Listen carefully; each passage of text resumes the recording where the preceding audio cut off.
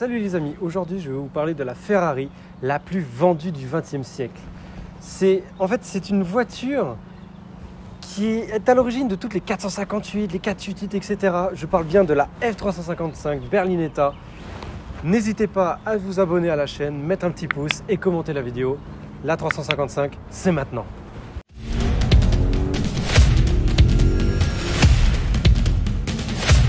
Tout le monde peut mourir.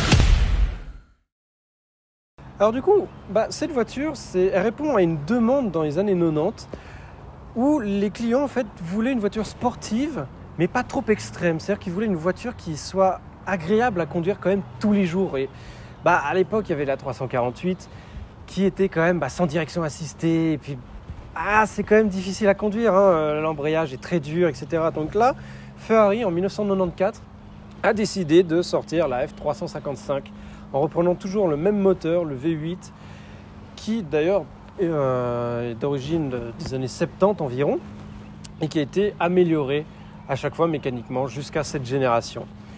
Et puis on se retrouve avec cette magnifique perle dans une couleur incroyable, ce bleu qui tourne vers le violet, c'est sublime. Et puis quand on regarde le look, on reprend quand même un peu l'esprit de la 348, c'est-à-dire qu'on va dire que c'est une version un peu remise au goût du jour. C'est-à-dire que à l'avant, on retrouve toujours les phares pop-up classiques des anciennes Ferrari. L'avant va être un petit peu plus retravaillé. C'est-à-dire que Ferrari, à cette époque-là, ils se sont dit l'aérodynamisme, en vrai, c'est intéressant. Donc du coup, ils ont retravaillé tout l'avant ici. Et puis ça change un petit peu. Mais on garde quand même cet entre-deux entre une voiture qui va être moderne et ancienne.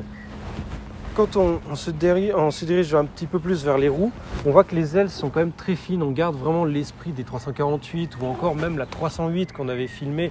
N'hésitez pas à regarder la vidéo. Mettre un petit pouce, c'est la totale. On a les jantes en étoile, grand classique de chez Ferrari de cette époque-là. Après, on a des pneus qui sont quand même assez grands. On a quand même du 225 à l'avant et 265 à l'arrière. 18 pouces sur les jantes, des freins qui freinent quand même très bien. Sur le côté, on reprend quand même une ligne, mais très classique de toutes les Ferrari 348, 308, etc. Toute simple, moteur à l'arrière, il n'y a pas de chichi. Mais c'est surtout, en fait, comme je l'ai dit, un style qui va être un peu plus épuré, un look qui fuit un peu les années 80 en fait. On n'est plus dans le style des Testarossa, Miami Vice, etc. C'est-à-dire qu'on dit au revoir aux stries qu'il y a sur les côtés et on met des Zoui qui sont énormes et qui sont beaucoup plus, plus délicates, un peu moins agressives, des lignes plus rondes de manière générale. Après, quand on recule encore un petit peu, on va avoir tout de suite le logo Pininfarina qui nous indique que c'est un des plus beaux designers automobiles. Les jantes à l'arrière, toujours 18 pouces. Et puis maintenant, on va parler du moteur et de l'arrière du véhicule qui change énormément par rapport à l'ancienne génération. Alors du coup, pour ce qui est du moteur, il s'agit donc d'un 3,5 litres qui est très particulier pour la bonne et simple raison qu'il a 5 soupapes par cylindre. Donc ça nous fait un total de 40 soupapes. Et ça donne l'appellation de la voiture en fait. 355, c'est tout simplement 35, 3 litres 5 soupapes par cylindre. Voilà. Et comme j'avais expliqué d'ailleurs dans d'autres vidéos sur les Ferrari, chaque Ferrari dans son nom en fait a une indication par rapport au moteur. Donc le moteur qui va développer 380 chevaux et 365 Nm de couple, c'est largement suffisant pour une sportive de l'époque. Et niveau consommation, je pense qu'on va pas trop en parler parce que pour l'époque, c'était pas vraiment le plus important. La couleur dont je parlais, le bleu un peu violacé, il s'agit du Blue Swatters métallisé, qui est juste sublime. Et moi, je trouve que c'est une configuration qui est magnifique et très très rare, je trouve, parce que on a l'habitude à chaque fois de voir des Ferrari rouges avec intérieur noir, etc. Là, on a un magnifique bleu avec un intérieur beige. Vous inquiétez pas, on va passer à l'intérieur dans 30 secondes. Je parle juste de l'arrière qui a été totalement revu par rapport à la 348. C'est-à-dire qu'on passe un petit peu à du néo-rétro avec les 4 feux à l'arrière. Contrairement à l'ancienne génération qui avait cette grille un peu comme les Street style un peu Testarossa. Et là, du coup, on retrouve une grille style qui annonce un petit peu le même style que la 360 Modena avec le cheval ici. Donc les 4 feux et surtout les doubles sorties de pot d'échappement avec le pare-choc qui a été retravaillé entièrement et surtout un extracteur d'air parce que j'en ai parlé tout à l'heure. On a bien sûr l'aérodynamisme qui a été revu complètement en fait, qui a été créé sur cette voiture. Et là du coup on a des extracteurs d'air qui sont juste... c'est quelque chose de tout nouveau pour cette voiture en fait. À l'époque il n'y avait rien du tout. Là on a un fond plat des extracteurs d'air. C'est quelque chose de dingue en fait. Bref, assez parlé. Maintenant on va faire chanter un peu le moteur. Mais avant tout on va parler de l'intérieur du véhicule. Donc nous voici donc à l'intérieur de cette magnifique F355 Berlinetta. Il faut savoir que là on a donc un toit au-dessus de la tête parce qu'il y a 3 versions disponibles, donc la coupée, une Targa et aussi la Spider qui va être donc la décapotable complètement. Là c'est la coupée classique, magnifique, très élégante. Et l'intérieur, voilà, ça change complètement. On est vraiment dans le minimalisme des années 90, les 90s. Parce qu'en fait, il n'y a pas de chichi, il n'y a rien du tout, il n'y a pas de LED, de machin, etc. Là c'est très simple. Il n'y a rien de très... compliqué là-dedans. C'est-à-dire que là, voilà, on va avoir les manos ici, un compteur qui va être totalement neuf par rapport à la 348 qui était juste avant, parce que là, on change vraiment, à part le tableau de bord ici, la planche de bord ici, on a tout qui change. C'est simple. Exit le volant en 3 branches très sport avec une direction dure comme pas possible. Là, on a un volant 4 branches un petit peu plus gros, un peu plus massif, qui nous fait ressentir un peu l'esprit GT de la voiture plutôt que sportive. On a bien sûr le magnifique levier avec le pommeau Ferrari, la grille en H qui est juste mythique. Parce que c'est un peu la dernière, entre grosses guillemets, parce que je vous vois arriver dans les commentaires, oui, la 360 elle avait aussi, la F430 aussi. Alors oui, elles avaient aussi des boîtes méca, mais celle-là c'était la dernière qui est sortie vraiment, catalogue, il y avait boîte méca, point. Après, à partir de 97, il y a eu la boîte F1 simple embrayage qui a été reprise dans la Modena et ensuite dans la F430. Mais c'est principalement les boîtes méca. Après, c'était une option d'avoir la boîte méca sur les générations d'après. Ici, on va avoir ce qui va changer par rapport à l'ancienne, la 348. Tous les boutons qui étaient ici sont descendus là. Et on se retrouve avec des boutons, alors c'est très luxueux, on a du cuir, etc. Mais Ferrari, Fiat... Vous avez fait le rapprochement, dedans c'est des boutons et des commodos de Fiat Punto. Ça paraît un peu désolant quand on est propriétaire de Ferrari, mais par contre quand on est propriétaire de Fiat Punto, on se dit j'ai des commodos Ferrari dedans. Et là c'est la classe. Par contre quand on est dans une Ferrari 355 et qu'on a des commodos de Fiat Punto, c'est nettement moins glamour. Donc après le levier c'est tout simple, 3 pédales, le bon bruit d'aluminium, solide, robuste. Petit cendrier ici, puis après voilà tous les contrôles là, les sièges très confortables qui nous maintiennent quand même bien, on a du bon cuir. Après la ceinture qui est directement sur les sièges et puis après un petit rangement ici, le vide-poche là. C'est une voiture qui est quand même très pratique. Là on a eu un autoradio qui n'est pas d'origine, mais ça reste un autoradio très simple. La poignée de porte, toc ici, le contrôle des fenêtres. Et puis voilà, on ne se prend pas la tête. C'est une époque où on avait une voiture, voilà, on avait un volant, 4 roues, une boîte méca, et c'était une voiture où on se fait plaisir. Et en parlant de se faire plaisir, on va le faire maintenant avec la conduite du véhicule. Alors nous voici du coup dans la F355 Berlinetta au volant de ce magnifique bolide avec le V8 et cette boîte 6 vitesses. Qu'est-ce que j'aime cette boîte, nom de Dieu! C'est un moteur full atmosphérique, 380 chevaux, 380 avec quasiment 400 Nm de couple.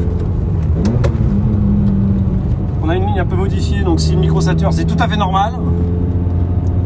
Et comme je l'ai dit, voilà, c'est la première où en fait on a une direction assistée, on a l'ABS.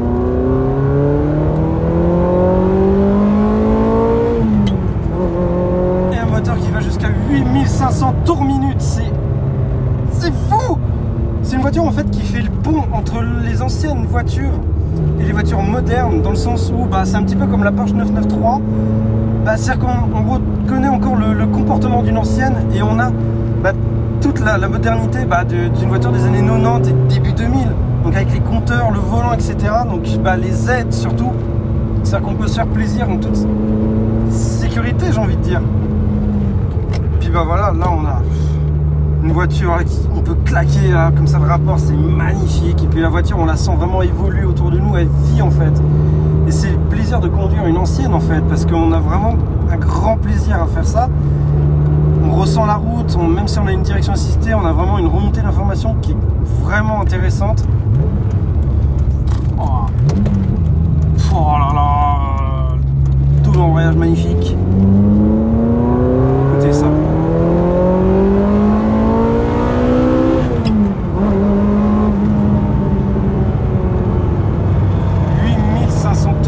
Quasiment 400 chevaux.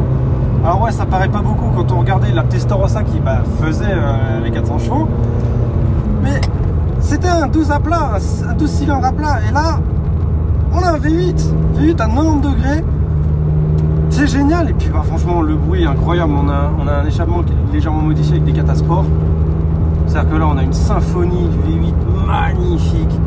Puis voilà, c'est un plaisir incroyable, on sent vraiment la route, on a un plaisir de conduite, mais c'est pas non plus désagréable. C'est pas désagréable. Après, le seul truc qu'on reconnaît bien sûr chez les italiennes, c'est vraiment comment dire, le pédalier qui est décalé un peu à droite, donc c'est une conduite un peu particulière, on n'est pas vraiment assis droit, mais c'est pas vraiment dérangeant parce que regardez le plaisir qu'on a, quoi. Et c'est une voiture, en fait, c'est les années 90, elle a une image qui est incroyable parce il y a toute la culture, pas culture pop, mais on va dire, on a une image de cette voiture qui est incroyable parce que moi je me souviens, voilà, dans les années 90, quand tu avais 15-20 ans, tu voyais cette voiture qui venait de sortir, tu disais mais waouh, elle est incroyable, genre je veux cette Ferrari. Et pourquoi maintenant tu vas te fatiguer à acheter une Ferrari moderne alors que tu peux avoir ce rêve d'enfant qui a un prix qui quand même est assez abordable. L'avoir dans les... Oh la brutalité. Tu peux avoir une voiture voilà, qui est dans les 70 000, dans un état assez... dans un bon état, on va dire. Franchement, celle-là, elle a 110 000 km. Elle est nickel, franchement, le cuir n'a pas vieilli. Bon, après, il y a 2-3 petites fois droite à gauche, mais non, c'est pas... c'est normal, c'est une ancienne. Puis voilà, comme je disais, c'était les années 90 et t'avais le James Bond GoldenEye avec celle-là dedans. Tu vois, c'est toute cette ambiance voilà, des années 90 qui nous manque à tous, j'imagine, surtout pour les grands amateurs de voitures. Et voilà, cette voiture, c'est un pur plaisir. Bon, après, c'est vrai que niveau entretien, c'est un petit peu cher, hein. Tu t'en sors quand même dans les 4000 d'entretien pour une grosse révision, et après tous les 3 ans tu as la révision où tu dois changer les courroies, et là par contre il faut déposer le moteur, et là c'est très cher. Par contre, regardez le plaisir qu'on a, j'ai envie de dire, toutes les italiennes, au bout d'un moment, tu regardes toutes les anciennes Ferrari, c'était un entretien assez cher, il faut toujours déposer le moteur dans tous les cas, donc j'ai envie de dire, c'est là, moi je trouve que c'est un compromis parfait en fait entre une voiture moderne et une voiture ancienne. C'est-à-dire que tu as le plaisir d'une voiture ancienne mais avec quand même une fiabilité moderne. Celle-là elle va pas te lâcher. Et puis t'as au moins des aides. C'est-à-dire que tu vas pas prendre un virage trop fort et le louper ou quoi. Tu peux le faire, hein, t'inquiète pas, mais tu peux, comment dire, prendre quelques risques sans vraiment être en grand danger, quoi. Et puis voilà, là par exemple on est dans un petit village. On roule tranquillement, je suis à 30 km/h, voilà, maintenant 40. Puis c'est confortable, les sièges sont bien, ils nous maintiennent bien, les suspensions ne sont pas désagréables. Et là je vous prends pas surprise, n'hésitez pas à nous follow sur Instagram, PGR.59 pour moi, ici à côté de moi, qui tient la caméra. Et Supercar en Suisse, et bien sûr Private Car Collection, qui grâce à eux on a cette voiture aujourd'hui. On les remercie, parce que ils ont toujours des pépites. Ceux-là, faut vraiment les follow, parce qu'ils ont vraiment que des trucs, c'est incroyable. On va terminer là-dessus parce que voilà, moi je prends du plaisir, j'ai envie de faire mon égoïste et prendre le plaisir tout seul cette fois-ci. Non, je rigole, je fais encore plaisir un petit peu, à faire écouter le bruit. Et puis n'hésitez pas à mettre un petit like sur la vidéo, vous abonner, la cloche de notification, le commentaire, et puis je vous dis à la prochaine.